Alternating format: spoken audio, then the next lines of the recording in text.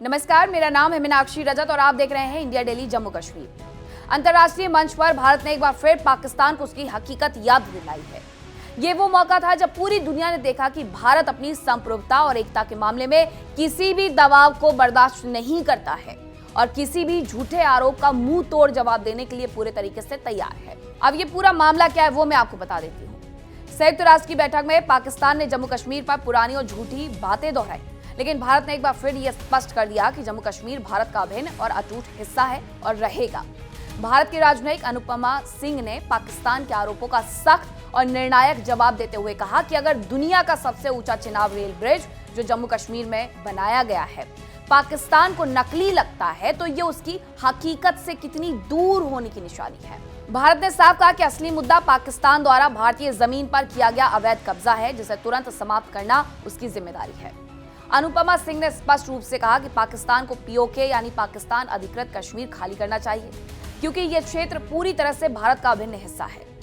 भारत ने अंतर्राष्ट्रीय मंच पर यह संदेश भी दिया कि किसी भी बयानबाजी या झूठे आरोपों से उसकी संप्रभुता पर असर नहीं पड़ेगा और उसका विकास और प्रगति का रास्ता अड़िग रहेगा।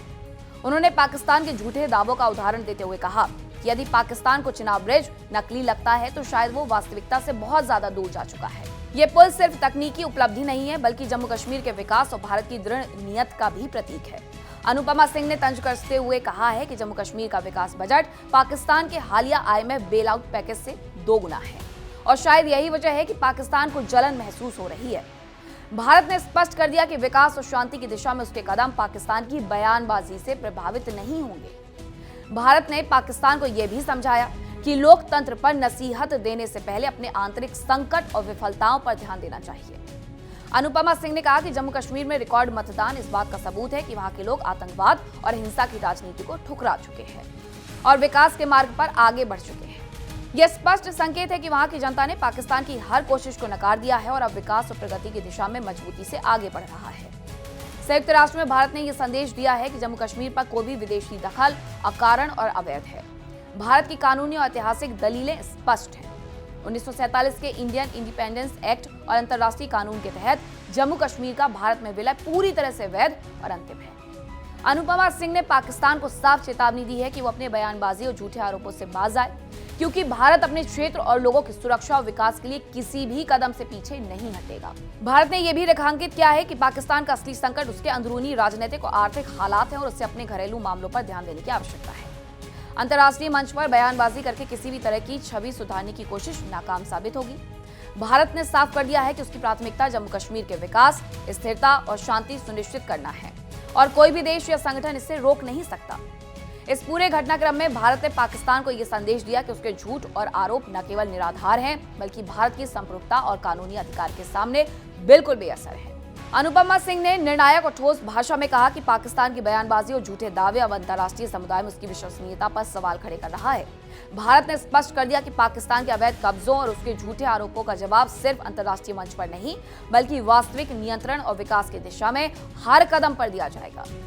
इस बैठक के माध्यम से भारत ने पूरी दुनिया को दिखा दिया कि जम्मू कश्मीर भारत का अभिन्न अंग है और उसकी संप्रभुता और कानून का उल्लंघन करने वाले किसी भी देश के खिलाफ भारत हमेशा निर्णायक कदम उठाएगा। पाकिस्तान अब समझ चुका है कि केवल बयानबाजी से उसे कोई फायदा नहीं होगा और भारत हर स्थिति में अपनी एकता, संप्रभुता और विकास के मार्ग पर अड़िग रहेगा। यह स्पष्ट संदेश था कि अब समय खत्म हो चुका है और जो भी भारत की सीमा, कानून और विकास की राह में खड़ा होगा उसे पूरी ताकत के साथ जवाब दिया जाएगा।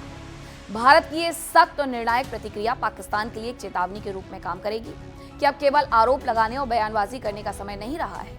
भारत ने दिखा दिया है कि वो न केवल कानूनी और ऐतिहासिक रूप से मजबूत है, बल्कि अपने क्षेत्र और लोगों के हितों की रक्षा के लिए पूरी तरीके से तैयार और सक्षम है।